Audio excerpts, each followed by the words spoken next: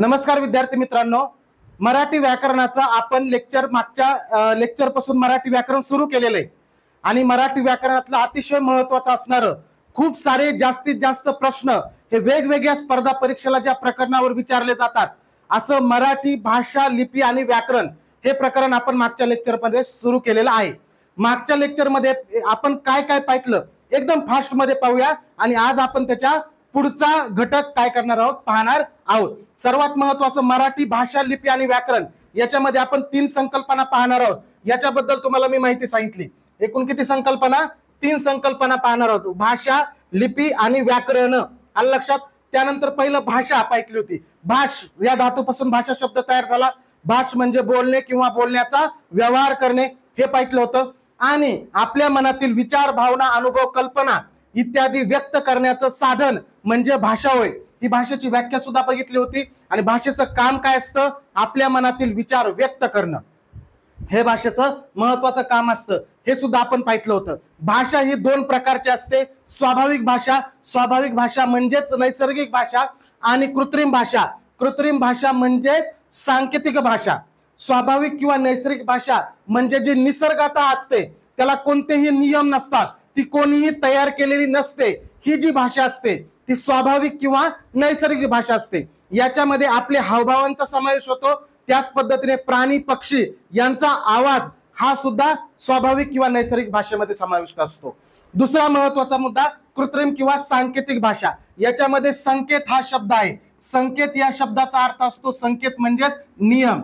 अशी भाषा जी नियमाने तयार केली जाते, म्हणजे वेगवेगळे नियम, संकेत, अटी ठरवून जी भाषा तयार केलेली आहे, माणसाने तयार केलेली आहे, व्यक्तीने तयार केलेली आहे, ती भाषा म्हणजे कृत्रिम किंवा सांकेतिक भाषा। मग आपण तोंडातून जी भाषा बोलतो ती भाषा जी आहे ती कृत्रिम किंवा सांकेतिक आहे। त्यानंतर आपण पाहिलं होतं अभिजात भाषा केंद्र सरकार देत असतं, त्याच्यासाठी फायदा काय काय होतो? 2 राष्ट्रीय पुरस्कार त्या भाषेला दिले जातात दरवर्षी। विद्यापीठामध्ये अध्यासन केंद्र स्थापन केलं जातं आणि केंद्र सरकारच्या त्या भाषेच्या संवर्धनासाठी निधी पण मिळतो आणि जागतिक पातळीवर त्या भाषेला ओळख सुद्धा मिळते। त्यानंतर निकष कोणते येतं? 1500 ते 2000 वर्ष जुनं साहित्य असणं गरजेचं आहे, त्या भाषेत जुनी असणं गरजेचं आहे। त्या भाषेचं साहित्य हे प्राचीन आणि मौल्यवान असणं गरजेचं आहे। त्या भाषेत स्वयंभू असावी, म्हणजे दुसऱ्या भाषेकडून घेतलेली नसावी, ही एक त्याच्यासाठी महत्वाची अट आहे। ही पण त्याच्यासाठी काय महत्वाची अट आहे। आणि प्राचीन भाषेचं स्वरूप आणि सध्याच्या भाषेचं स्वरूप याच्यामध्ये वेगळेपण असावं, याच्यामध्ये काय असावं? वेगळेपण असावं, हा सुद्धा निकष आहे। अभिजात भाषांची संख्या आता किती झालेली आहे? 11 झालेली आहे। पहिली भाषा कोणती होती? 2004 ला दर्जा मिळालेली तमिळ भाषा होती। तमिळ नंतर संस्कृत, कन्नड, तेलुगू, मल्याळम आणि ओडिया या भाषांना दर्जा मिळालेला होता। पहिल्या जुन्या 6 येतात। त्यानंतर सांगितलं मी 3 ऑक्टोबरला एकूण 5 भाषांना अभिजात भाषांचा दर्जा दिला, मराठी, पाली, प्राकृत, बंगाली, आसामी। त्यानंतर आपण पाहिलं काय रे? रंगनाथ पठारे समिती, या समितीनेच अहवाल तयार केलेला होता आणि या अहवालानुसारच मराठीला अभिजात भाषेचा दर्जा मिळाला। 2012 ची समिती होती, 13 ला अहवाल सादर केला आणि मराठी भाषेला अभिजात दर्जा मिळावा यासाठी केंद्र सरकारकडे पाठपुरावा करण्यासाठी 2024 मध्ये ही ज्ञानेश्वर मुळे समिती एक नेमली होती। त्यानंतर 3 ऑक्टोबर हा दिवस, या दिवशी घोषणा केली केंद्र सरकारने मराठीला अभिजात भाषेचा दर्जा देण्याचा एकूण 5 भाषांना, म्हणून तो दिवस महाराष्ट्र सरकार आता काय साजरा करणार आहे? अभिजात मराठी भाषा गौरव दिवस। त्यानंतर आपण पाहिलं होतं प्रमाण भाषा आणि बोली भाषा। विशिष्ट प्रदेशामध्ये जास्तीत जास्त लोकांकडून जी भाषा बोलली जाते तिला प्रमाण भाषा असं म्हटलं जातं। लक्षात? अशा पद्धतीने आहे। आणि दैनंदिन जीवनामध्ये संपर्कासाठी किंवा संवादांसाठी ज्या वेगवेगळ्या स्थानिक भाषा आपण वापरतो त्यांना काय म्हटलं जातं रे? बोली भाषा असं म्हटलं जातं। आणि प्रमाण भाषेबद्दल एक महत्वाचा मुद्दा लक्षात ठेवायचा, प्रमाण भाषेला व्याकरण असतं, बोली भाषेला व्याकरण नसतं, म्हणजे याला नियम असतात, या नियमाने बोलली जाते। ही बिना नियमाची ओबडधोबड जशी जमल तशी बोलली जाते। त्यानंतर आपण काही बोली भाषा सुद्धा पाहिल्या होत्या, वेगवेगळ्या प्रदेशामध्ये ज्या वेगवेगळ्या भाषा बोलल्या जातात त्यांना। अलग लक्षात? आता इथून पुढे आपल्याला जे आहे ते पुढचा घटक भाषेचा पाहायचा, इथपर्यंत आपण मागच्या लेक्चरमध्ये पाहिलेलं होतं। आता इथून पुढे बघा, आता पुढचा घटक आहे भाषा। आता वेगवेगळ्या ज्या भारतामध्ये भाषा बोलल्या जातात किंवा जगामध्ये ज्या वेगवेगळ्या भाषा बोलल्या जातात, या 2 प्रकारच्या भाषा येतात, 2 गटाच्या भाषा। एक आहे आर्यन गटातल्या भाषा आणि एक आहे द्रविडियन गटातल्या भाषा। भारतामध्ये ज्या बोलल्या जातात त्या, लक्षात? दक्षिण भारतामध्ये ज्या भाषा आहेत ना, दक्षिण भारतामध्ये त्या द्रविडियन गटातल्या भाषा आहेत. लक्षात ठेवा, तुम्हाला कधी कधी थेट विचारला जातो प्रश्न, खालीलपैकी कोणती भाषा द्रविडियन आहे, खालीलपैकी कोणती भाषा आर्यन गटातली आहे. आपली मराठी भाषा जी आहे ती आर्यन गटामध्ये येते. कोणत्या गटामध्ये येते? आर्य, म्हणजे आर्य वंशातील लोक जे बोलतात ती आर्यन गटातील, आणि द्रविडियन वंशातले जे लोक बोलतात ती द्रविडियन गटातली भाषा. लक्षात आलं ना? अशा पद्धतीने आहे लक्षात. मग आर्यन गट जो आहे, आर्यन गट याच्यामध्ये उत्तर भारतामध्ये ज्या भाषा बोलल्या जातात, मग उत्तर भारतामध्ये कोणत्या? आता बघा, आता गुजरात आहे, भोजपुरी भाषा आहे उत्तर भारतामध्ये, म्हणजे हिंदीचीच ती बोली भाषा आहे, किंवा राजस्थानी भाषा आहे. लक्षात. मैथिली भाषा वेगळीच आहे, बिहारमध्ये बोलली जाते. लक्षात, काही झारखंडमध्ये बोलली जाते. अशा जे मराठी भाषा आहे, लक्षात, हिंदी भाषा आहे, संस्कृत भाषा आहे, या सर्व आर्यन गटातील भाषा आहेत. आतापर्यंत घेतलं ते रिव्हिजन होती म्हणून मी फास्ट घेतलेलं आहे. आता इथून पुढचं स्लो होणार आहे. रिव्हिजन आहे स्लो म्हणलं तर तेच तेवढाच वेळ लागेल म्हणून फास्ट घेतलं. ठीक आहे ना? इथून पुढे आपलं स्लो असणार आहे. लक्षात आलं का? म्हणजे रिव्हिजन आहे त्याच्यामुळे. लक्षात आलं ना? मग उत्तर भारत आणि दक्षिण भारत, लक्षात आलं ना? उत्तर भारतामध्ये जी भाषा बोलल्या जातात ते आर्यन गटातील आहेत. मग शक्यतो देवनागरी लिपी ज्याला आहे ना, देवनागरी लिपी आपल्या लिपीमध्ये येईल तुम्हाला लक्षात, ते आर्यन गटातल्या शक्यतो भाषा, असं लक्षात ठेवायचं. लक्षात. आणि दक्षिण भारतामधल्या ज्या भाषा येतात ह्या द्रविडियन गटातल्या भाषा आहेत. मग तमिळ, तेलुगू, मल्याळम, कानडी, तमिळ, तेलुगू, मल्याळम, कानडी ह्या सगळ्या दक्षिण भारतामधल्या येतात. बघा, तमिळ भाषा तमिळनाडूमध्ये बोलली जाते, अभिजात भाषा दर्जा मिळालेली पहिली भाषा. तेलुगू भाषा आंध्र प्रदेश आणि तेलंगणामध्ये बोलली जाते, दक्षिणेकडले राज्य. मल्याळम भाषा केरळमध्ये बोलली जाते, मल्याळम भाषा दक्षिण भारत आहे. कानडी भाषा म्हणजे कन्नड ही कर्नाटकामध्ये बोलली जाते, दक्षिण भारत आहे. म्हणजे या सगळ्या दक्षिण भारतातल्या भाषा आहेत. इडली, डोसा, सांबर, लक्षात येते ना? या सगळ्या द्रविडियन गटातल्या भाषा आहेत. लक्षात आलं ना? द्रविडियन गटातल्या. आणि उत्तर भारतामध्ये ज्या भाषा बोलल्या जातात मग त्याच्यामध्ये मराठी आहे, पाली आहे. बौद्ध धर्माचा प्रसार जो आहे तो पाली मध्ये केला होता, लक्षात ठेवा. आता पाली का महत्वाची आली? कारण या पालीला सुद्धा अभिजात भाषेचा दर्जा मिळालेला आहे, त्यामुळे ते तसा प्रश्न पण विचारला जाऊ शकतो, लक्षात ठेवा. बंगाली सुद्धा आहे, गुजराती सुद्धा आहे, हिंदी सुद्धा आहे. ह्या आर्यन गटातल्या भाषा. आर्यन म्हणलं की उत्तर भारत, द्रविडियन म्हणलं की दक्षिण भारत. दक्षिण भारत. आणि तुम्हाला एवढं तर माहिती आहे की बाबा ह्या तमिळ, तेलुगू, कन्नड, मल्याळम ह्या दक्षिण भारतातल्या काय आहेत भाषा आहेत. अशा पद्धतीने आहे. लक्षात आलं? आर्यन गट आणि द्रविडियन गट अशा भारतातल्या ज्या भाषा आहेत त्या भाषांचं विभाजन केलं गेलेलं आहे. याच्यावर सुद्धा आता या वर्षी प्रश्न विचारला गेलेला आहे. त्यामुळे छोट्या छोट्या गोष्टी करणं आवश्यक आहे.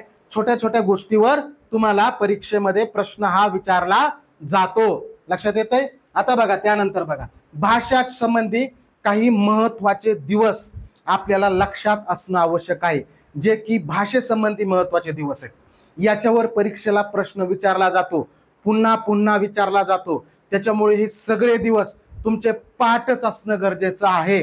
पहिलं म्हणजे आता पहिले दोन जे आहेत ते हिंदी संबंधित आहेत आणि खालचे जे आहेत ते मराठी संबंधी आहे. हा सगळ्याच भाषेसंबंधी. बघा, 10 जानेवारी हा जागतिक हिंदी दिवस साजरा केला जातो. 10 जानेवारी, कारण 10 जानेवारी 1975 ला नागपूर या ठिकाणी पहिला विश्व हिंदी संमेलन झालं होतं. आणि त्या दिवसाचं स्मरण म्हणून लक्षात 10 जानेवारी हा दिवस परीक्षेला विचारतात. हा दिवस सगळे विचारतात, हे दिवस पाठच करायचे आहेत. 10 जानेवारी हा जागतिक हिंदी दिवस म्हणून साजरा केला जातो, 10 जानेवारी. आणि 24 सप्टेंबर हा दिवस राष्ट्रीय हिंदी दिवस म्हणून साजरा केला जातो. राष्ट्रीय हिंदी दिवस, दोन्हीमध्ये कन्फ्यूज व्हायचं नाही. एक जागतिक आहे 10 जानेवारी आणि 24 सप्टेंबर हा राष्ट्रीय हिंदी दिवस आहे. आता तुम्ही म्हणाल मराठी शिकवतायत पण हिंदीचं का सांगतोय मास्तर? पण या दिवसावर सुद्धा परीक्षेला प्रश्न विचारतात. मग मराठी भाषेसंबंधी दिवस सांगणारे मी तुम्हाला. त्याच्या अगोदर 2 दिवस आहेत तेवढे महत्वाचे, ते लक्षात ठेवा ना. कुठं तुम्हाला पोलिओ होणार आहे 2 दिवस लक्षात ठेवले म्हणून? नाही ना. त्यामुळे एवढे 2 लक्षात ठेवा. लक्षात येतंय ना? 10 जानेवारी जागतिक हिंदी दिवस आणि 24 सप्टेंबर राष्ट्रीय हिंदी दिवस. 24 सप्टेंबर हा काय साजरा केला जातो? राष्ट्रीय हिंदी दिवस म्हणून साजरा केला जातो. 21 फेब्रुवारी हा जागतिक मातृभाषा दिन म्हणून साजरा केला जातो. 21 फेब्रुवारी जागतिक मातृभाषा दिन पूर्ण जगामध्ये हा साजरा केला जातो. 14 सप्टेंबर, ठीक आहे. असो, चला पुढं बघा.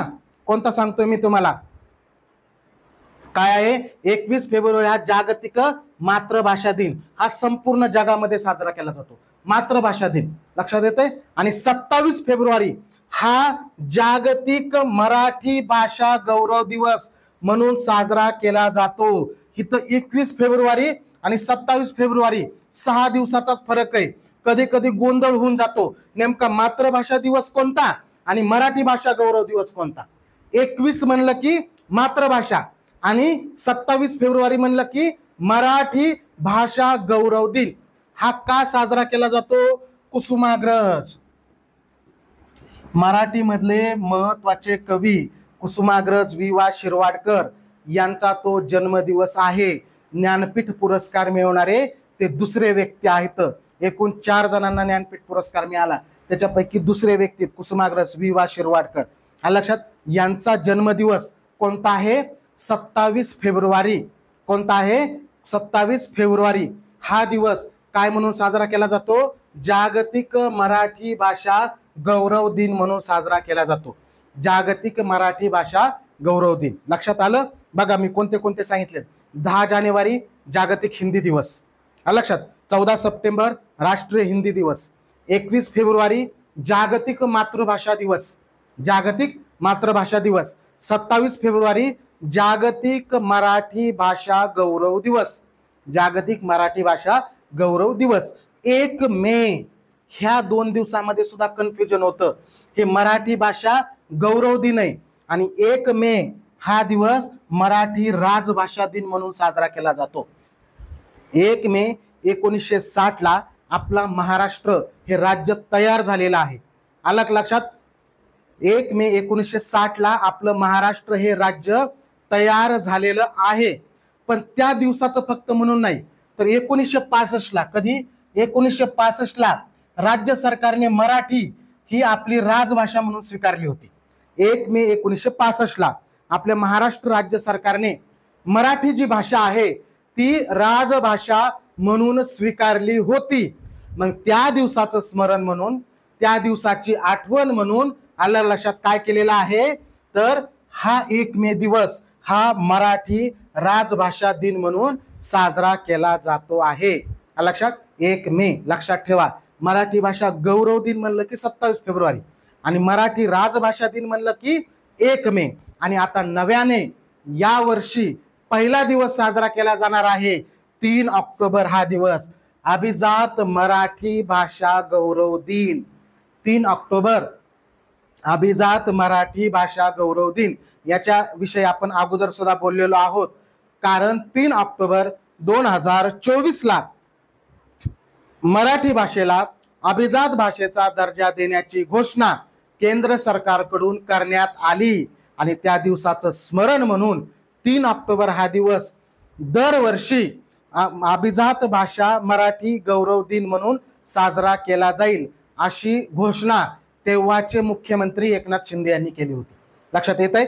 अशा पद्धतीने म्हणून आता 3 ऑक्टोबर दिवस लक्षात, हा अभिजात मराठी भाषा गौरव दिन म्हणून साजरा केला जाणार आहे। हे दिवस लक्षातच ठेवायचे कसे बघा। 10 जानेवारी जागतिक हिंदी दिवस, 14 सप्टेंबर राष्ट्रीय हिंदी दिवस, 21 फेब्रुवारी जागतिक मातृभाषा दिन, 27 फेब्रुवारी जागतिक मराठी भाषा गौरव दिवस आणि 1 मे मराठी राजभाषा दिन आणि 3 ऑक्टोबर हा अभिजात मराठी भाषा गौरव दिवस, अशा पद्धतीने साजरे केले जातात। हे सगळ्या दिवसावर पुन्हा पुन्हा सारखं प्रश्न विचारले जातात, त्यामुळे सगळ्या तारखा ज्या आहेत ना पोरांनो, तुमच्या पाठच असणं गरजेचं आहे, आवश्यक आहे। आलं लक्षात? सोपे आहेत, 4-5 याच्यावर सारखं प्रश्न हा तुम्हाला परीक्षेमध्ये विचारला जातो। पुढे बघा आता लिपी। आता भाषा हा घटक आपला या ठिकाणी संपला। आपल्याला या प्रकरणामध्ये 3 कन्सेप्ट पाहिजेत, मराठी भाषा, लिपी आणि व्याकरण। त्यातला भाषा ही संकल्पना आता आपली संपलेली आहे। आता आपण पाहणार आहोत लिपी। लिपी या घटकाबद्दल माहिती पाहणार आहोत। तर बघा आता, जसं मी भाषेच्या वेळेस सांगितलं होतं तुम्हाला, भाषा हा शब्द हा भाष या संस्कृत धातूपासून तयार झालेला आहे आणि त्या धातूचा अर्थ सुद्धा सांगितला होता। भाष म्हणजे काय रे? बोलणे, आलं लक्षात? किंवा बोलण्याचा व्यवहार करणे, बोलणे किंवा बोलण्याचा व्यवहार करणे याला म्हटलं जातं भाष, आणि भाष या शब्दापासून तयार झाला भाषा शब्द. तसंच लिपी हा शब्द, कोणता? लिपी हा शब्द लिप या संस्कृत धातूपासून तयार झालेला आहे. लिपी हा शब्द लिप या संस्कृत धातूपासून तयार झालेला आहे आणि त्याचा शब्दशः अर्थ होतो लिप म्हणजे लिंपणे किंवा सारवणे. घर जुने, आता तुम्ही ग्रामीण भागातले असाल ज्याच्या भिंती वगैरे मातीच्या आहेत, जुने घर आहेत, ते काय करतात तरी दरवर्षी जिथं जिथं भेग पडली, काय झालंय तिथं चिखलाने असं सारवून घेतात, त्याला लिंपणं असं म्हणतात. किंवा जनावरांचा गोठा असतो तो मातीने शेणाने काय केला जातो रे? लिंपला जातो. अशा पद्धतीने त्याला काय म्हटलं जातं रे? लिंपणे असं म्हटलं जातं. आलं लक्षात? म्हणजे लिप या धातूपासून संस्कृत मधल्या लिपी हा शब्द तयार झालेला आहे. मग लिपी म्हणजे नेमकं काय रे बाबा? लिंपणं बरोबर आहे, पण लिपी म्हणजे नेमकं काय? तर आता काय करतो आपण? बोलतो आणि बोलण्यासाठी वेगवेगळ्या वर्णांचा वापर करत असतो. वर्ण म्हणजे अ, आ, इ, ई, उ, ऊ, क, ख, ग, घ हे सर्व पुढे पाहणार आहेत आपण. याच्यानंतरचं वर्णमाला हेच प्रकरण आहे, त्याच्यामध्ये आपण ते सगळं पाहणार आहोत. मग हे जे वर्ण आहेत भाषेमध्ये, प्रत्येक भाषेमध्ये वर्ण असतात. इंग्लिशमध्ये अल्फाबेट आहेत ABCD, बरोबर आहे का? तसं मराठीमध्ये अ, आ, इ, क, ख, ग, घ आहे, हे वर्ण आहेत. मग भाषा ही वर्णांपासूनच तयार होते. मग हे भाषेतले वर्ण जे आहेत हे लिहून ठेवण्यासाठी, हे भाषेतले वर्ण लिहून ठेवण्यासाठी ज्या खुणांचा वापर केला जातो त्या खुणांना लिपी असं म्हणतात. त्या खुणांना काय म्हणतात? लिपी असं म्हटलं जातं. लक्षात आलं ना? म्हणजे काय रे? एखाद्या भाषेतील वर्णांना लिहून ठेवण्यासाठी ज्या खुणा वापरल्या जातात, ज्या खुणांचा वापर केला जातो त्या खुणांना लिपी असं म्हटलं जातं. बघा, भाषेतील वर्ण ज्या खुणांनी लिहिले जातात. एखादी भाषा आहे, ती भाषा कशापासून तयार होणार आहे? वर्णांपासून तयार होणार आहे. मग हे जे वर्ण आहेत, हे वर्ण ज्या खुणा वेगवेगळ्या, या वर्ण लिहिण्यासाठी ज्या वेगवेगळ्या खुणा वापरल्या जातात. म्हणजे जसं की बघा ना, क ह्या वर्ण आहे, क लिहिण्यासाठी आपण ही खूण वापरतो. मग ही काय केलं रे? कशाचा वापर केलाय? त्यासाठी लिहिण्यासाठी खुणाचा वापर केला. अ म्हणलं की आपण ही खूण वापरतो, आ म्हणलं की आपण ही खूण वापरतो. मग ह्या खुणांचा वापर काय केला जातो रे? ही भाषा लिहिण्यासाठी केला जातो. मग या भाषेतले वर्ण लिहिण्यासाठी ज्या खुणांचा वापर केला जातो ना, त्या खुणा म्हणजेच काय रे? लिपी होय. त्या खुणा म्हणजेच लिपी होय. आणि लिपी का महत्वाची आहे, का आवश्यक आहे? जसं बोलण्याचा व्यवहार करण्यासाठी भाषा महत्वाची आहे, बोलण्याचा व्यवहार करण्यासाठी भाषा महत्वाची आहे, आपल्या मनातील विचार व्यक्त करण्यासाठी भाषा महत्वाची आहे, तसं लेखन करण्यासाठी, एखाद्या भाषेचं लेखन करण्यासाठी, लिहिण्यासाठी लिपी महत्वाची आहे. लिपीशिवाय आपण लिहू शकत नाही. बोलू शकतो पण ते लिहिण्यासाठी मात्र लिपीच पाहिजे. मग लिपी जर नसती तर एखादी भाषा आपल्याला लिहिता आली असती का रे? अजिबात नाही. म्हणजे लिपीमुळं काय शक्य झालेलं आहे रे? लेखन शक्य झालेलं आहे. जर लिपी नसती तर लेखन करता आलं नसतं. म्हणूनच परीक्षेला थेट असाही प्रश्न असतो, लिपीमुळे काय शक्य झालेलं आहे? वाचन, लेखन, भाषा यापैकी नाही, वरील सर्व. काहीही पर्याय येऊ शकतात. लिपी महत्वाची कशासाठी? एकच मुद्दा लक्षात ठेवायचा, लिपी महत्वाची कशासाठी? लिहिणे. लिहिण्यासाठी लिपी महत्वाची आहे. कारण की व्याख्याच ती ना, काय रे? भाषेतील वर्ण लिहून ठेवण्यासाठी ज्या खुणांचा वापर केला जातो अशा खुणांना लिपी असं म्हणतात. मग लिपी खुणा येतात कशाच्या? लिहून ठेवण्याच्या. मग या खुणाशिवाय आपण लिहून ठेवू शकलो असतो का? नाही. म्हणजे लिपीमुळे काय शक्य झालेलं आहे? लेखन शक्य झालेलं आहे. हा मुद्दा महत्वाचा आहे, याच्यावर परीक्षेला प्रश्न विचारला जातो. लिपीमुळे काय शक्य झालेलं आहे? लेखन शक्य झालेलं आहे. समजलं? अशा पद्धतीने आहे. आता लिपी बघा, लिपीमध्ये एक संकल्पना आहे आदर्श लिपी. लिपीमध्ये एक संकल्पना काय आहे? आदर्श लिपी. आदर्श लिपी म्हणजे काय याच्यावर सुद्धा परीक्षेला प्रश्न विचारलेले आहेत तुम्हाला, आणि अवघड प्रश्न विचारलेला आहे. हे आदर्श लिपी व्यवस्थित समजून घ्या. लक्षात?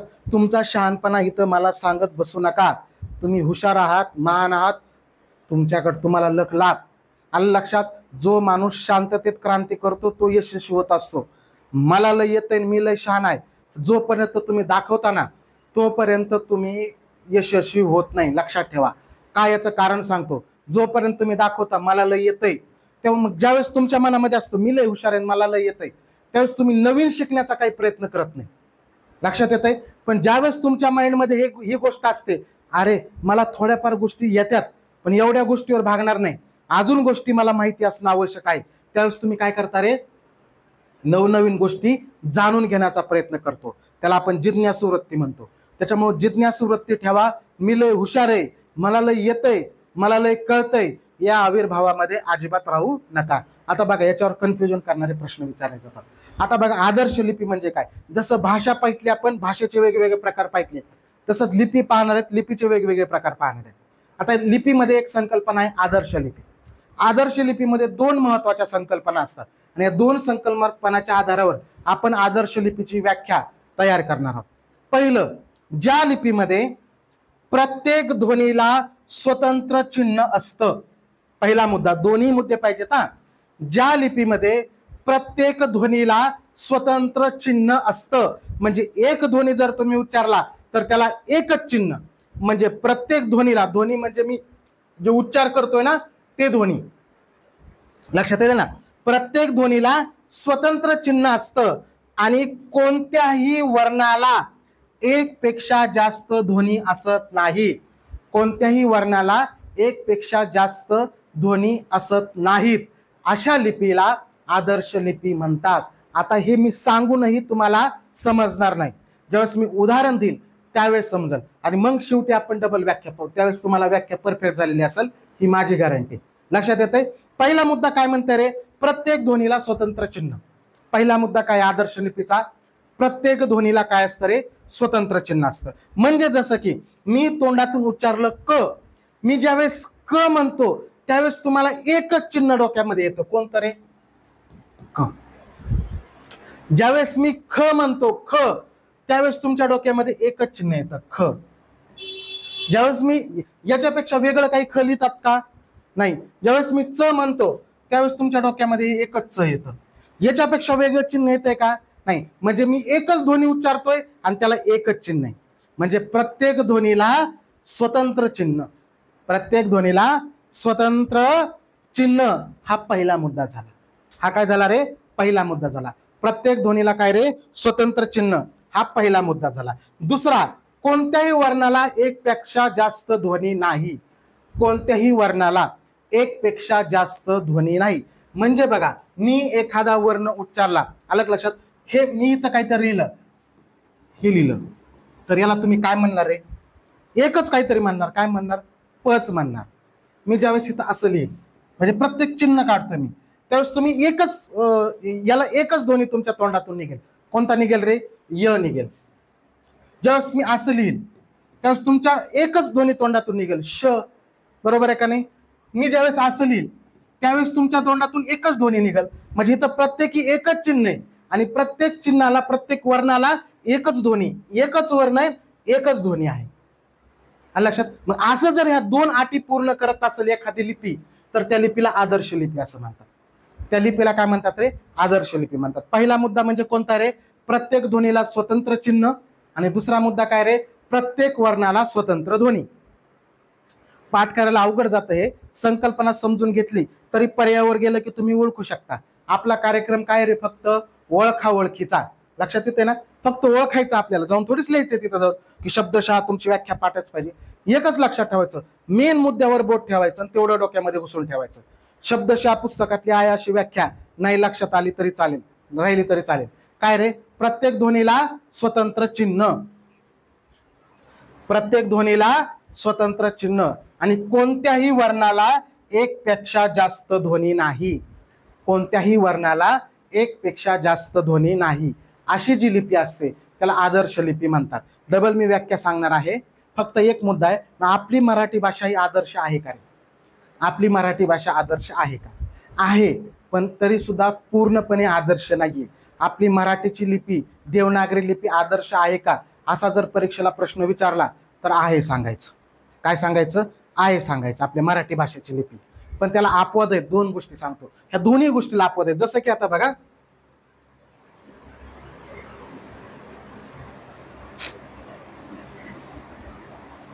एकच मिनिट.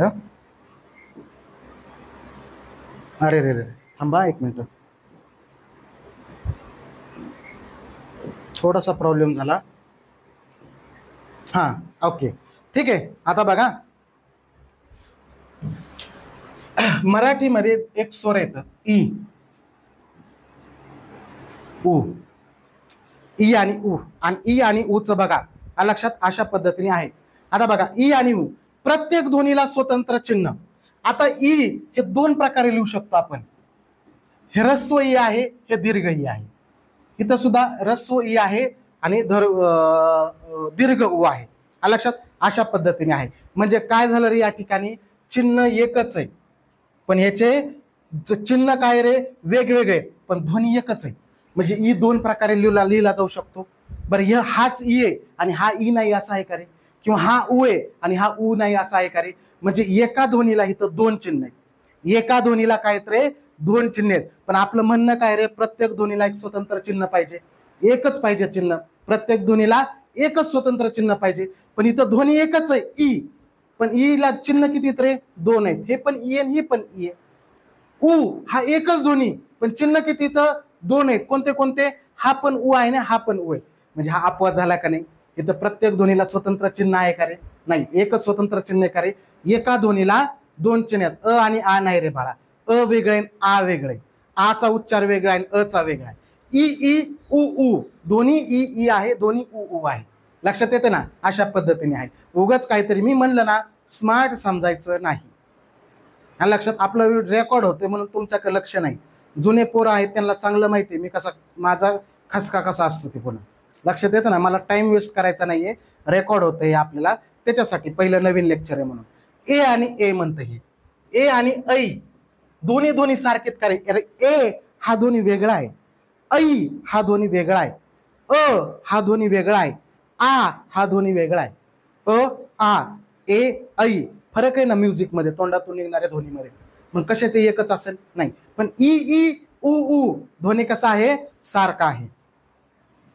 म्हणजे काय आहे रे, या ठिकाणी प्रत्येक ध्वनीला काय आहे, स्वतंत्र चिन्ह आहे. प्रत्येक ध्वनीला काय आहे, स्वतंत्र चिन्ह आहे. लक्षात आलं. पण इथं अपवाद आहे हा.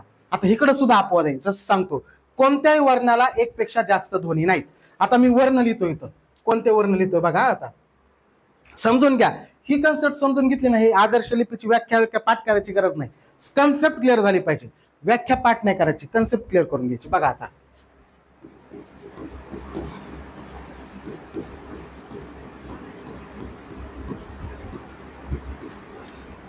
हे वर्ण कोणते रे, च छ ज झ. हे वर्ण कोणते रे, च छ ज झ हे वर्ण आहेत. आता या ठिकाणी मी वर्ण लिहिले चार, पण यातला प्रत्येक च छ ज झ हा दोन ध्वनी त्या प्रत्येकाला. आपण या ध्वनीला, या वर्णाला असं च पण म्हणतो, च आणि च पण म्हणतो, च. म्हणजे च एक वेगळा ध्वनी आहे आणि च एक वेगळा ध्वनी. म्हणजे वर्ण एकच आहे, पण त्याला दोन ध्वनी येतात. आपण त्याच्या याच्यामध्ये उच्चार स्थानामध्ये पाहणार येतं तालव्य आणि दंत तालव्य. हे च छ ज झ हे तालव्य पण आहेत आणि दंत तालव्य पण आहे. तिथं आपण पाहणार आहेत, एकदम इंटरेस्टली पाहणार आहेत. पण बघा ना, आपण हा जो वर्ण आहे याला आपण च सुद्धा म्हणतो. म्हणजे चमचा मधलं च आणि चहा मधलं च, म्हणजे एकच चिन्ह आहे, पण त्याला ध्वनी दोन आहेत, च आणि च. म्हणजे एक अयुक्त आहे आणि य युक्त एक आहे. अयुक्त म्हणजे च आणि य युक्त म्हणजे च. तसंच आहे इथं, छ पण म्हणतो आणि छ पण म्हणतो, छ आणि छ. ज पण म्हणतो आणि ज पण म्हणतो, ज. ज पण बरोबर आणि ज पण बरोबर आहे. म्हणजे दोन उच्चार आहेत, एकच चिन्ह एकच आहे, पण ध्वनी किती इथं दोन आहेत. आणि झ, झ पण म्हणतो आपण आणि झ पण म्हणतो. म्हणजे चिन्ह एकच आहे, पण ध्वनी किती रे दोन आहेत. च पण म्हणतो, च पण म्हणतो, ज पण म्हणतो, ज पण म्हणतो. बरोबर आहे का नाही. म्हणजे हा च चा उच्चार च अधिक अ असा च पण होतो आणि च अधिक य असा च पण होतो. लक्षात येत आहे. म्हणजे इथं काय, कोणत्याही वर्णाला एक पेक्षा जास्त ध्वनी नाहीत पाहिजे, पण हा चार वर्ण त्याला अपवाद आहेत. का अपवाद आहेत, कारण या प्रत्येक वर्णाला दोन दोन ध्वनी आहेत. मग मराठी वर्णमालेमध्ये दोन ध्वनी असणारे वर्ण किती रे, चार. दोन ध्वनी असणारे चार. च छ ज झ, कारण हे आपण च छ ज झ पण म्हणू शकतो आणि च छ ज झ पण म्हणू शकतो. अशा पद्धतीने आहे. म्हणजे हा एक अपवाद आहे या नियमाला आणि हा अपवाद आहे या नियमाला. म्हणजे प्रत्येक एका ध्वनीला एक स्वतंत्र चिन्ह पाहिजे आदर्श लिपीमध्ये आणि प्रत्येक कोणत्याही वर्णाला एक पेक्षा जास्त ध्वनी नाही पाहिजे. हे दुसरं आहे. याला आदर्श लिपी म्हणलं जातं. म्हणजे ज्या लिपीमध्ये व्याख्या कशी होईल बघा, मी बाजूला सरकतोय, दोन्ही संकल्पना समजून घ्या. ज्या लिपीमध्ये प्रत्येक ध्वनीला एक स्वतंत्र चिन्ह असतं, ज्या लिपीमध्ये प्रत्येक ध्वनीला एक स्वतंत्र चिन्ह असतं आणि कोणत्याही वर्णाला एक पेक्षा जास्त ध्वनी असत नाहीत, अशा लिपीला आदर्श लिपी असं म्हणतात. समजून घ्या, मी जे बोलतोय त्या मुद्द्यावर जातो मी. बघा, डबल एकदा सांगतो. आदर्श लिपी म्हणजे ज्या लिपीमध्ये प्रत्येक ध्वनीला स्वतंत्र चिन्ह असतं आणि कोणत्याही वर्णाला एक पेक्षा जास्त ध्वनी असत नाही, अशा लिपीला आदर्श लिपी असं म्हटलं जातं. अशा लिपीला काय म्हणतात रे? आदर्श लिपी असं म्हटलं जातं. याला हे ईचा एक अपवाद आहे या नियमाला आणि या नियमाला हा अपवाद आहे. बाकी मराठीमध्ये कोणताही अपवाद नाही. मराठीची जी आपली देवनागरी लिपी आहे, पुढे पाहणार आहेत आपण त्याच्याबद्दल, त्या देवनागरी लिपी आदर्श लिपी आहे असं म्हणायचं. ठीक आहे, दोन अपवाद आहेत पण खूपच जास्त अपवाद आहेत असं नाही ना रे. फक्त हे दोन छोटे अपवाद आहेत. बाकीचे तर प्रत्येकाला एक स्वतंत्र चिन्ह आहे, एकच ध्वनी, आणि एका ध्वनीला एकच चिन्ह आहे. बघा, एकच ध्वनीला एकच चिन्ह आणि एका वर्णाला एकच ध्वनी, असंच आहे बाकीच्याचा सगळा कार्यक्रम. फक्त हे दोन अपवाद आहेत. या अपवादावर सुद्धा कधी कधी प्रश्न विचारला जातो. हा अपवाद आणखी क्लिअर होईल तुमचा उच्चार स्थानानुसार जेव्हा आपण वर्णाचे प्रकार पाहू. त्याच्यामध्ये तालव्य वर्ण आणि दंत तालव्य वर्ण हे दोन वर्णांचे प्रकार आहेत. त्याच्यामध्ये याच्याबद्दलचा फरक आणखी तुम्हाला जास्त क्लिअर होईल. ठीक आहे, चालेल. आदर्श लिपी म्हणजे समजलं ना? ज्या लिपीमध्ये कोणत्याही वर्णाला एक पेक्षा जास्त ध्वनी असत नाही आणि प्रत्येक वर्णाला एक पेक्षा जास्त ध्वनी असत नाही आणि प्रत्येक ध्वनीला स्वतंत्र एकच चिन्ह असतं, त्याला काय म्हटलं जातं रे? आदर्श लिपी म्हटलं जातं. मग मराठीची आदर्श लिपी आहे का? तर आहेच म्हणायचं. बाळांनो, हे दोन अपवाद आहेत तरी सुद्धा या अपवादाकडे जास्त लक्ष द्यायचं नाही. लक्षात ठेवायचे हे अपवाद आहेत म्हणून हे पण लक्षात ठेवायचं. कसे अपवाद आहेत लक्षात आलं का? एकच ध्वनी होता, मी उच्चारताना ईच म्हणलो, पण ई दोन प्रकारे उच्चारता येते ना. तुम्हाला मी फक्त ई लिहा असं म्हटलं तर तुम्ही विचार करताना नेमकं हे रसवालं ई लिहू का दीर्घवालं ई लिहू? बरोबर आहे का? ऊ लिहा म्हणलं तुम्हाला फक्त, तर तुम्ही विचार करताना की रसवालं ऊ लिहा म्हणते मास्तर का दीर्घवालं या म्हणते. म्हणजे एकच ध्वनी उच्चारल्यावर तुमचं कन्फ्युजन होत नाही का? दोन दोन चिन्ह आहेत म्हणून. लक्षात येते ना? म्हणजे हा काय झाला? अपवाद झाला. लक्षात आलं? आदर्श लिपी ही आहे. पुढे जाऊया आता लिपीबद्दलच. लिपी आता ज्याही वेगवेगळ्या भारतामध्ये लिप्या आहेत किंवा जगामध्ये लिप्या आहेत, या सगळ्या लिप्या दोन प्रकारच्या आहेत. किती प्रकारच्या लिप्या आहेत व्यवस्थित समजून घ्या. जगामध्ये जेवढ्याही लिपी आहेत त्या सगळ्या दोन प्रकारच्या लिपी आहेत. पहिली लिपी आहे ब्राह्मी लिपी आणि दुसरी लिपी आहे खारोष्टी किंवा खारोष्टी लिपीला गांधारी लिपी असं सुद्धा म्हटलं जातं. बघा, लिप्या किती प्रकारच्या आता? दोन प्रकारच्या. कोणत्या कोणत्या लिपी आता? पहिली आहे ब्राह्मी लिपी आणि दुसरी एक आहे खारोष्टी लिपी. दुसरी कोणती? खारोष्टी लिपी. आपली जी देवनाग एक मिनिट.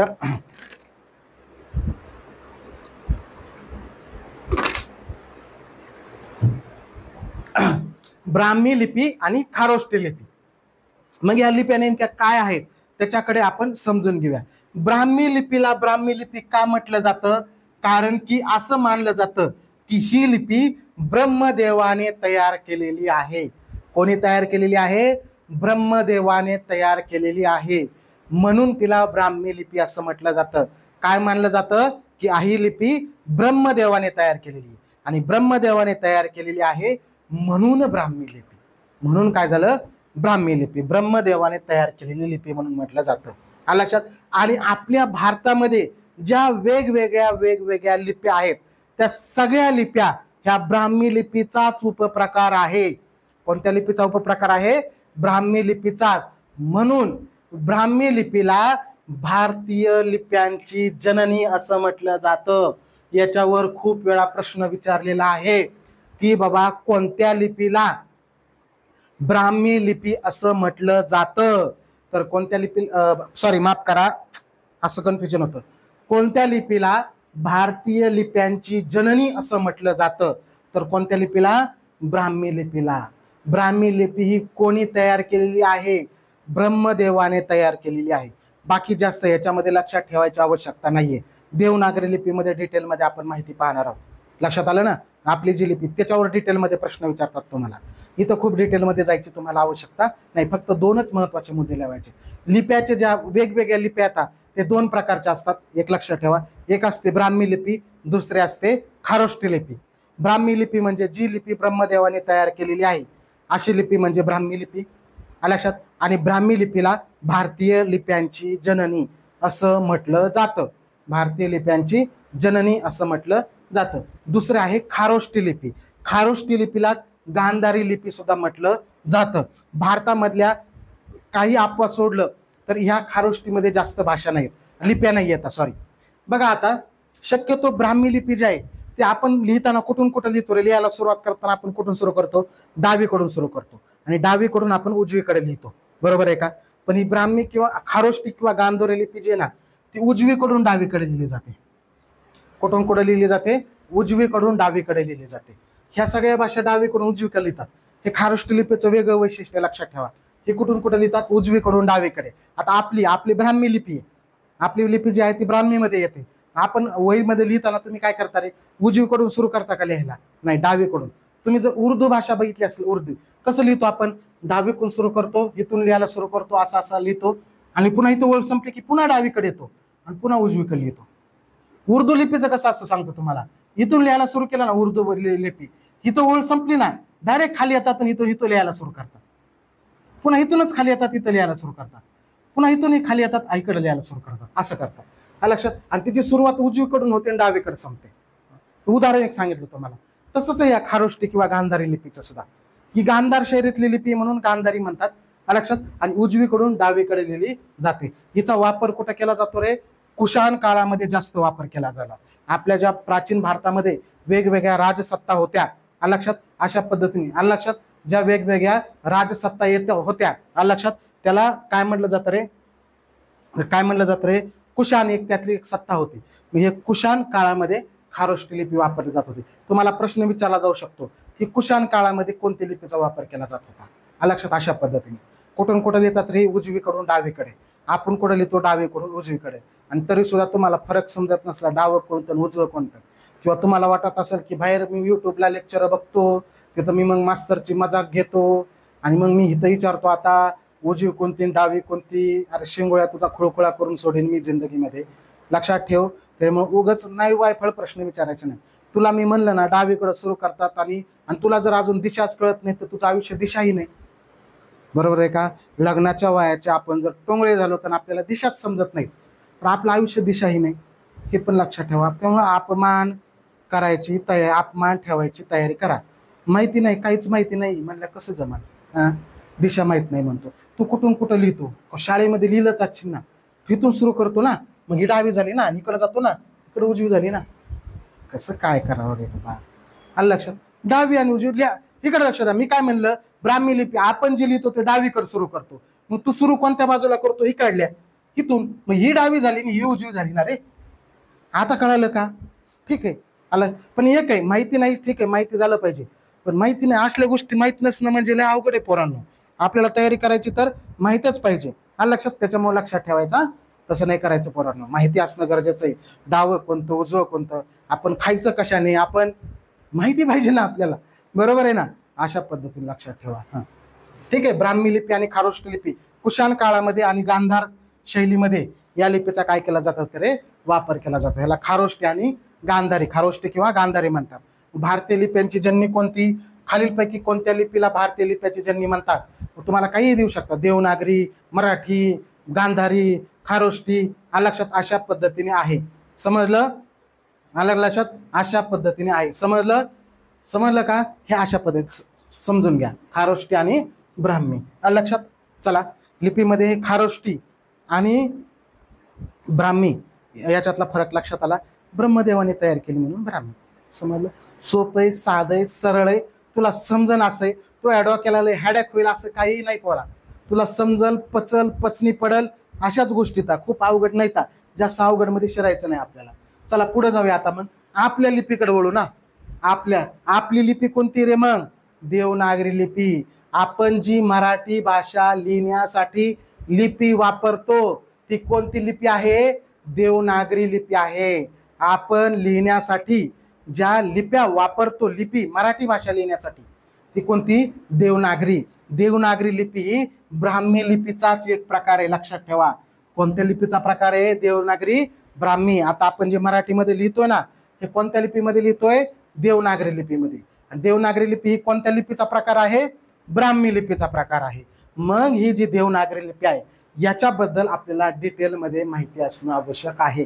कारण भावड्या ही आपली लिपी ना, आपल्या लिपीबद्दल आपल्याला माहितीच पाहिजे ना, बरोबर आहे का नाही? मग काय आहे बघा, देवनागरी लिपीलाच बाळबोध लिपी असं सुद्धा म्हटलं जातं. काय म्हटलं जातं रे? बाळबोध लिपी. का म्हटलं जातं बाळबोध लिपी? बाळ म्हणजे बारक, लक्षात, बारक लक्षात, एवढं टिचकुलं बारीक टिचू बाळ. आणि बोध होणं, एखाद्या गोष्टीचा बोध होणं म्हणजे समजणं. ही लिपी एवढी सोपी आहे, देवनागरी लिपी एवढी सोपी की बारक्या बाळाला सुद्धा ती लिपी समजते. बारक्या बाळाला सुद्धा त्या लिपीचा बोध होतो. बारक्या बाळाला सुद्धा ती लिपी समजते. म्हणून तिला बाळबोध लिपी असं म्हटलं जातं. काय म्हटलं जातं रे? बाळबोध लिपी म्हटलं जातं. ज्या लिपी लहान लहान बाळाला सुद्धा समजते. लक्षात, कोणाला समजते? लहान लहान बाळांना सुद्धा समजते. म्हणजे सर्वांना, लहानापासून मोठ्या पानापर्यंत सर्वांना देवनागरी लिपी ही समजायला सोपी आहे, तिचा लवकर बोध होतो. म्हणून देवनागरी लिपीला बाळबोध लिपी सुद्धा म्हटलं जातं. मग ह्याला देवनागरी लिपी का म्हटलं जातं? इकडे लक्ष द्या. जुन्या काळामध्ये आर्य लोक जे आहेत, ह्या आर्य लोकांनी ही लिपी वापर केला होता. आणि जुन्या काळामध्ये आर्य लोकांना देव मानलं जायचं. आर्यांना काय म्हटलं जायचं रे? देव म्हटलं जायचं. आणि आर्य संस्कृतीमधले लोक जे आहेत, हे आर्य जे लोक आहेत ते नगरामध्ये राहायचे. कुठं राहायचे रे? नगरामध्ये. म्हणजे ते लोक कसे होते रे? ग्रामीण होते का नागरी होते? नागरी होते, कारण ते नगरामध्ये राहायचे. म्हणून त्याच्यापासून आर्य लोकांनी, म्हणजे नागरी भागामध्ये राहणाऱ्या आर्य लोकांनी वापरलेली लिपी म्हणजेच देवनागरी. म्हणजेच काय रे? देवनागरी. आर्य लोक हे नगरामध्ये राहत होते, आर्यांना देव मानायचे, म्हणून पहिला शब्द आला देव. आणि ते नगरामध्ये राहत होते म्हणून त्याच्या शब्दाला नागरी. म्हणून ह्याला काय म्हटलं जातं रे? देवनागरी लिपी म्हटलं जातं. आर्य लोकांकडून पहिल्यांदा ही लिपी काय करण्यात आली होती? वापरण्यात आलेली होती. कोणती लिपी? देवनागरी लिपी. देवनागरी लिपी पहिल्यांदा आर्यांनी वापर केला. आर्य हे नागरी भागात राहत होते, आर्यांना देव समजलं जात होतं, म्हणूनच ह्या लिपीला काय नाव पडलं? देवनागरी लिपी असं नाव पडलं. लक्षात. आणि त्याच नंतर देवनागरी लिपीलाच बाळबोध लिपी सुद्धा म्हटलं जातं. देवनागरीलाच बाळबोध लिपी सुद्धा म्हटलं जातं. ही आदर्श लिपी आहे देवनागरी. मागाशी सांगितलं होतं 2 अपवाद आहेत मराठीमध्ये, तरी सुद्धा आदर्शच म्हणायचं. देवनागरी म्हणजे का? प्रत्येक ध्वनीला स्वतंत्र चिन्ह आणि प्रत्येक वर्णाला एकच ध्वनी. मागाशी सांगितलं तुम्हाला आदर्श लिपी आहे. मग देवनागरी लिपी कुठून कुठे लिहितात? आपण ज्यावेळेस वहीमध्ये लिहायला घेतो तेव्हा कुठून कुठं लिहितो? डावीकडे सुरू करतो, उजवीकडे संपवतो. पुन्हा ती ओळ संपली की पुन्हा डावीकडे सुरू करतो, उजवीकडे संपवतो. म्हणजेच देवनागरी लिपी हे कुठून कुठे लिहून देतात? डावीकडून उजवीकडे लिहिली जाते. डावीकडून उजवीकडे लिहिली जाते. आलं लक्षात? अशा पद्धतीने आहे. समजलं? पहिला मुद्दा काय सांगितलं मी तुम्हाला? देवनागरी लिपी आर्य लोकांनी प्रथम वापर केला. ते नागरी भागात राहत होते, त्यांना देव मानलं जात होतं, म्हणून या भाषेला देवनागरी नाव पडलं. देवनागरी लिपी लहान बाळांना सुद्धा समजायला सोपी आहे, म्हणून त्याला बाळबोध लिपी सुद्धा म्हणतात. देवनागरी लिपी एक आदर्श लिपी आहे. नंतरचा मुद्दा आपण पाहितला. त्याच्यानंतरचा मुद्दा पाहितला आपण की देवनागरी लिपी ही डावीकडून उजवीकडे लिहिली जाते. उजवीकडून डावीकडे म्हणलं तर कोणती म्हणाल तुम्ही? खारोष्टी किंवा गांधारी. बरोबर आहे का? पुन्हा अजून एक मुद्दा पाहितला आपण. देवनागरी लिपी ह्या कोणत्या लिपीचा उपप्रकार आहे? ब्राह्मी लिपीचा उपप्रकार आहे. तुमच्या लक्षात सुद्धा येत नाही असं एक एक एक एक मुद्दा तुमच्या डोक्यामध्ये मी घुसडायला लागलोय. लक्षात येत आहे ना? त्यामुळे लक्षात ठेवायचा. त्यानंतर देवनागरी लिपीमध्ये प्रत्येक शब्दावर शिरोरेषा मारण्याची पद्धत आहे. प्रत्येक काय? शिरोरेषा. गावाकडे नवीन लग्न झालेली नवरी असते, गावाकडे नवीन लग्न झालेली नवरी असते, ती नवरीचा जर पदर असा इकडं तिकडं डुलवत अशी अशी चालली तर सुंदर दिसते का? तिने असा डोक्यावरून असा पदर घेतलेला आहे आणि ती चालत आहे त्यावेळेस सुंदर दिसते? डोक्यावर पदर. जुन्या काळामध्ये अशा लग्न झालेल्या बाया ज्या आहेत ना, त्या डोक्यावरचा पदर सुद्धा खाली पडू देत नव्हत्या, कारण त्या पदर घेण्यामध्ये सौंदर्य होतं, पदर घेण्यामध्ये सुंदरता होती. तसंच आपल्या प्रत्येक शब्दावर सुद्धा पदर असणं गरजेचं आहे. शब्दावर पदर पाहिजे म्हणजे प्रत्येक देवनागरी लिपीमधल्या शब्दावर शिरोरेषा, शब्दावर शिरोरेषा मारण्याची पद्धत आहे. म्हणजे तुम्ही एखादा शब्द लिहिला, काय इथं सचिन, असं मी इथं सचिन लिहिलं आणि मी पुढं गेलो आणि पुढं मी प्रतीक लिहिलं तर ही झाली पदर नसणारी बाई. असं देवनागरीमध्ये चालत नाही. देवनागरीमध्ये पदर घ्यावाच लागतो. म्हणजे इथं शिरोरेषा मारण्याची पद्धत आहे. देवनागरी लिपीमध्ये प्रत्येक शब्दावर शिरोरेषा द्यावी लागते. हा सुद्धा देवनागरीचा नियम आहे. आपल्यातल्या काही जणांना सवय असते डायरेक्ट शिरोरेषा न मारता लिहायचं. तसं लिहायला देवनागरीच्या नियमामध्ये तसं लिहिणं बसत नाही. शिरोरेषा ही प्रत्येक शब्दावर द्यावीच लागते, कारण की तो देवनागरी लिहिण्याचा नियम आहे. म्हणजे काय नियम समजला? देवनागरी लिपीमध्ये प्रत्येक शब्दावर शिरोरेषा मारली जाते, शिरोरेषा दिली जाते. हा पण मुद्दा आहे, लक्षात ठेवा. प्रत्येक शब्दावर शिरोरेषा ही मारण्याची काय असते रे? पद्धत आहे. नियम लक्षात आला? एक एक नियम लक्षात समजून घे शिरोरेषा मारण्याची. मग ही जी देवनागरी लिपी आहे, ही जी देवनागरी लिपी आहे ही कशी तयार झालेली आहे? उभ्या, आडव्या, तिरप्या, गोलाकार रेषांपासून, उभ्या, आडव्या, तिरप्या, गोलाकार रेषांपासून ही लिपी तयार झालेली आहे. आता प्रत्येकच लिपीमध्ये या सगळ्या रेषा नसतात. तुम्हाला माहिती आहे कन्नडमध्ये लिहिताना वगैरे ते नुसतं असं असं असं कसं असं का काहीतरी लिहितात, तिथं नुसत्या वाकड्याच रेषा असतात. नुसत्या अशा सरळ, तिरप्या, गोलाकार अशा काही रेषा असतात का रे? काहीच नसतं, वेगळंच असतं. उर्दूमध्ये पण असं काही नाही, असं काहीतरी लिहितात. याच्यामध्ये सरळ, तिरप्या, आडव्या, गोलाकार रेषा आहेत का रे? अजिबात नाही. पण आपली जी देवनागरी लिपी आहे त्या देवनागरी लिपीमध्ये सरळ, आडव्या, तिरप्या, गोलाकार अशा रेषांपासून देवनागरी लिपी तयार झालेली आहे. सरळ, आडव्या, तिरप्या, गोलाकार रेषा म्हणजे सर्व प्रकारच्या रेषांचा वापर हा देवनागरी लिपी लिहिण्यासाठी केला जातो. उभ्या, तिरप्या, आडव्या, सरळ, गोलाकार अशा वेगवेगळ्या रेषांपासून काय तयार झालेली आहे? देवनागरी लिपी जी आहे ती तयार झालेली आहे. लक्षात आलं का?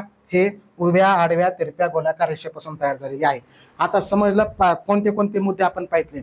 देवनागरी लिपी, देवनागरी लिपी हा ब्राह्मी लिपीचा उपप्रकार आहे. हा पहिला मुद्दा पाहितला आपण. देवनागरी लिपीचा वापर सर्वप्रथम आर्यांनी केला. ते नागरी भागामध्ये राहत होते आणि आर्यांना देव मानलं जात होतं, म्हणून देवनागरी म्हणजे देवनागरी हा लिपीला शब्द तयार झाला. त्याच्यानंतरचा महत्वाचा मुद्दा सांगितला, देवनागरी लिपीलाच बाळबोध लिपी सुद्धा म्हटलं जातं. का? लहानात लहान बाळाला सुद्धा ही लिपी समजण्यासाठी सोपी आहे, म्हणजे कोणालाही समजू शकते, सोपी आहे, म्हणून तिला बाळबोध लिपी म्हटलं जातं. देवनागरी लिपी नंतरचा मुद्दा आपण पाहितला, ही काय आहे? एक आदर्श लिपी आहे. आदर्श लिपी म्हणजे काय रे? प्रत्येक ध्वनीला एकच चिन्ह, प्रत्येक ध्वनीला एकच चिन्ह आणि एका वर्णाला एकच ध्वनी असं जे असतं ना त्याला आदर्श लिपी असं म्हटलं जातं. त्याला काय म्हटलं जातं रे? आदर्श लिपी असं म्हटलं जातं. लक्षात आलं? हा. त्यानंतरचा मुद्दा पाहितला, देवनागरी लिपी सुरू कुठं होते आणि संपते कुठं?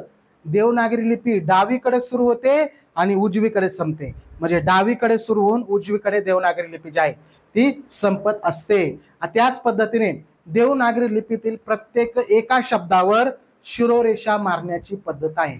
शब्द संपला की त्या शब्दावर शिरोरेषा, शब्द संपला की त्या शब्दावर शिरोरेषा असं शब्दावर शिरोरेषा मारण्याची पद्धत ही कोणत्या लिपीमध्ये आहे? देवनागरी लिपीमध्ये आहे. त्यानंतरचा मुद्दा आपण पाहितला, देवनागरी लिपी ही उभ्या, आडव्या, तिरप्या, गोलाकार रेषांपासून तयार झालेली आहे. उभ्या, आडव्या, तिरप्या, गोलाकार रेषांपासून बनलेली आहे. मग आता देवनागरी लिपी कोणत्या कोणत्या भाषेमध्ये, तुम्हाला थेट प्रश्न विचारला जातो, खालीलपैकी कोणती भाषा देवनागरी लिपीमध्ये लिहिली जाते, किंवा खालीलपैकी कोणत्या भाषेची लिपी देवनागरी आहे किंवा देवनागरी नाही? त्या सगळ्या भाषा, मराठीची तर आहेच, मराठीची देवनागरी लिपी हे तुम्हाला माहीतच पाहिजे, पण त्याचबरोबर इतर कोणत्या कोणत्या भाषात यांची सुद्धा तुम्हाला माहिती असणं आवश्यक आहे. कोणत्या कोणत्यात बघा, मराठी आहे, दिलीबक शिरोरेषा एक शब्द झाला. संस्कृत आहे, दिलीबक शिरोरेषा. हिंदी आहे, दिलीबक शिरोरेषा. बंगाली आहे, दिलीबक शिरोरेषा. गुजराती आहे, दिलीबक शिरोरेषा. बरोबर आहे का? गुजराती आहे. हा, कोकणी, नेपाळी,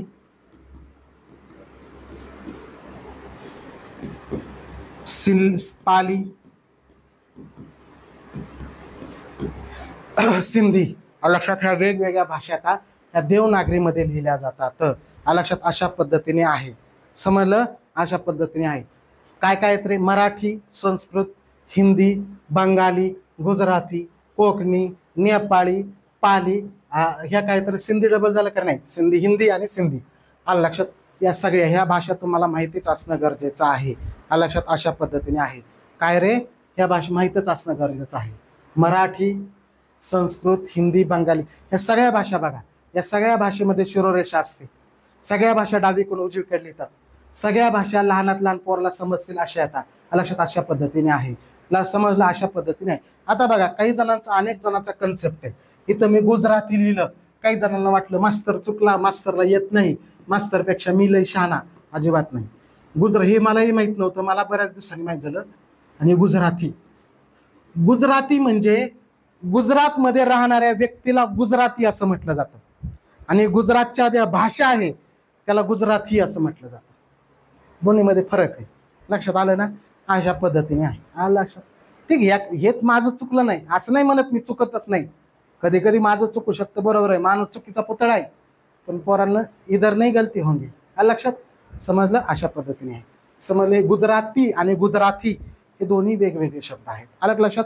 अशा पद्धतीने गुजराती सुद्धा आणि गुजराती सुद्धा असे वेगवेगळे शब्द. असो, मग गुजराती बरोबर आहे का? मराठी, बंगाली, पाली, नेपाळी, हिंदी, संस्कृत, सिंधी, या ज्या सगळ्या भाषा येतात, आलं लक्षात? या सगळ्या ज्या भाषा येतात, या सगळ्या भाषा आलं लक्षात? काय झालं रे? देवनागरी लिपीमध्ये लिहिल्या जातात. सगळ्या भाषा कशामध्ये लिहिल्या जातात? देवनागरी लिपीमध्ये लिहिल्या जातात. कोणत्या कोणत्या तरी? मराठी, हिंदी, संस्कृत, पाली, बंगाली, सिंधी, नेपाळी, कोकणी. लक्षात? अशा पद्धतीने आहेत. काय रे?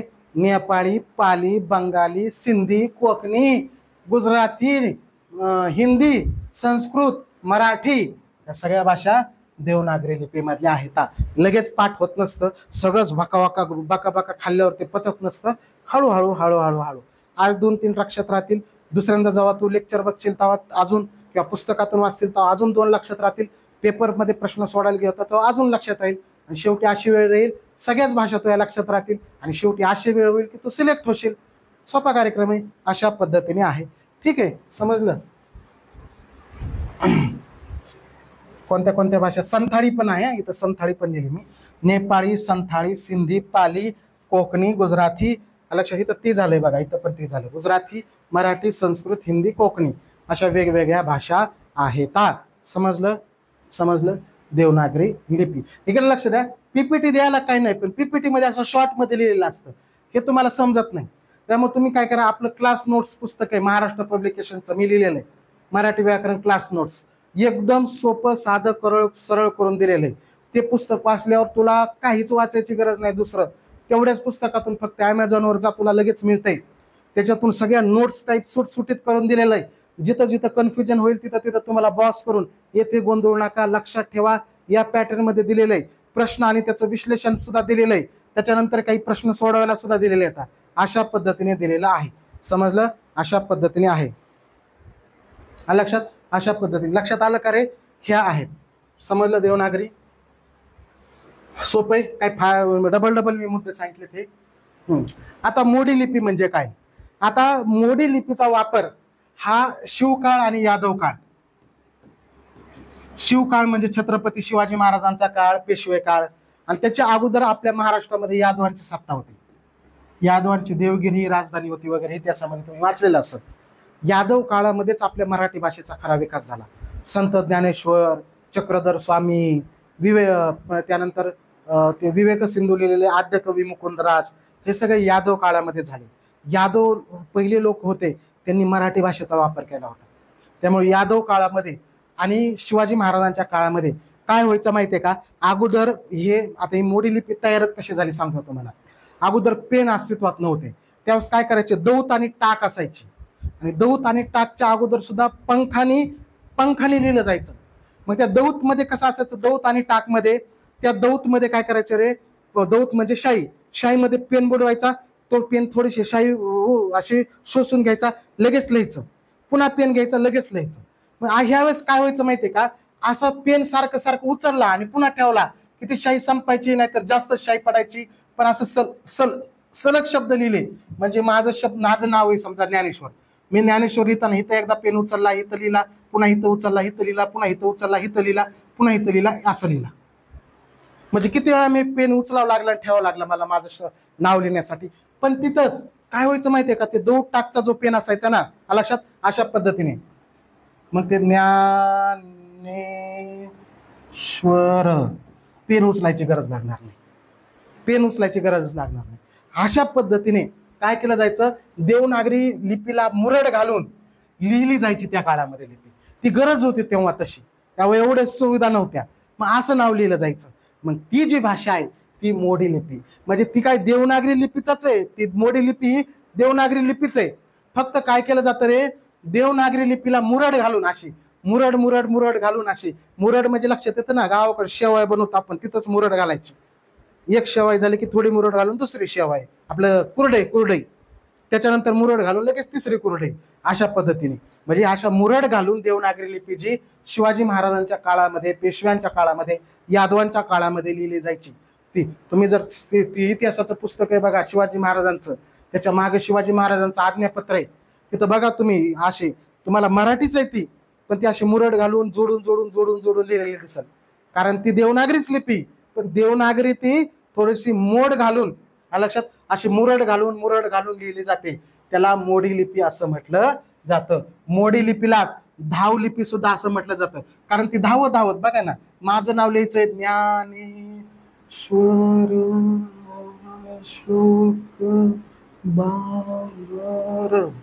अशी धावत लिहिली जायची अगोदर, धाव लिपी. म्हणून मोडी लिपीलाच धाव लिपी असं सुद्धा म्हटलं जातं, धाव लिपी.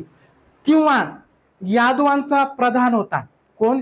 यादव, जे यादव सत्ता होती त्यांचा एक गाजलेला प्रधान होता हेमाद्री. कोणता होता? हेमाद्री. या हेमाद्रीनी ही मोडी लिपी शोधून काढली. या हेमाद्रीनी यादवांचा प्रधान, यादव जे सत्ता होती ना त्यांचा प्रधान कोण होता? हेमाद्री. या हेमाद्रीनी ही लिपी शोधून काढली, म्हणून या लिपीला हेमाडपंथी लिपी सुद्धा म्हटलं जातं.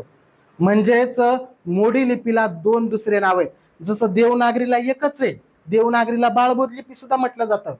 आणि तसंच लक्षात ठेवा, मोडी लिपीला धाव लिपी सुद्धा म्हटलं जातं, किंवा त्याला हेमाडपंथी सुद्धा म्हटलं जातं. धाव लिपी का म्हणतात रे? धावत लिहिली जाते ती, म्हणून धाव लिपी. आणि हेमाडपंथी का म्हटलं जातं? या लिपीचा शोध कोणी लावलेला आहे? हेमाद्री नावाच्या यादवांच्या प्रधानाने. हेमाद्री नावाच्या यादवांचा प्रधान किंवा वजीर याने शोध लावला, हेमाद्रीने शोध लावला, म्हणजे हेमाडपंथी लिपी त्याला म्हटलं जातं. लक्षात आलं? आणि कधी वापर केला जात होता? आता वापर होत नाही मोडी लिपीचा. फक्त शिवाजी महाराज यादव काळातले शिलालेख, पत्र वगैरे वाचण्यासाठीच ही भाषा अनेक जण शिकतात, मोडी लिपी. लक्षात आलं ना? मग ही जी लिपी आहे मोडी लिपी, हिचा वापर कधी होत होता रे? छत्रपती शिवाजी महाराजांचा काळ असेल, पेशव्यांचा काळ असेल किंवा यादवांचा काळ असेल, या काळामध्ये या मोडी लिपीचा वापर केला जात होता.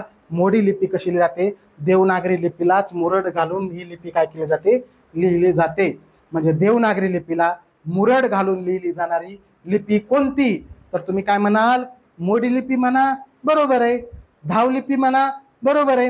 हेमाडपंथी लिपी म्हणा, बरोबर आहे. त्याला हेमाडपंथी लिपी म्हटलं जातं. कधी वापर केला जात होता? शिवकाळ आणि यादव काळामध्ये केला जात होता. अशा पद्धतीने आहे मोडी लिपी. लक्षात. मराठी आदर्श लिपी आहे का मराठीची? हे मगाशीच मुद्दा आपण पाहिला. आदर्श लिपी आहे. मराठीची लिपी कोणती आहे? देवनागरी. आणि देवनागरी ही आदर्श लिपी आहे. मग आदर्श लिपी आहे त्याला अपवाद आहेत फक्त. ई ई उ हे दोन प्रकारे काय केले जातात रे? म्हणजे दोन्ही एकच आहे पण चिन्ह दोन येतं. आणि इथं चिन्ह एकच आहे, इथं ध्वनी दोन येतं. इथं ध्वनी दोन येतं आणि इथं चिन्ह दोन आहेत. मगाच शिकवलंय. इथं जास्त टाइमपास करत बसत नाही. हे दोन अपवाद आहेत.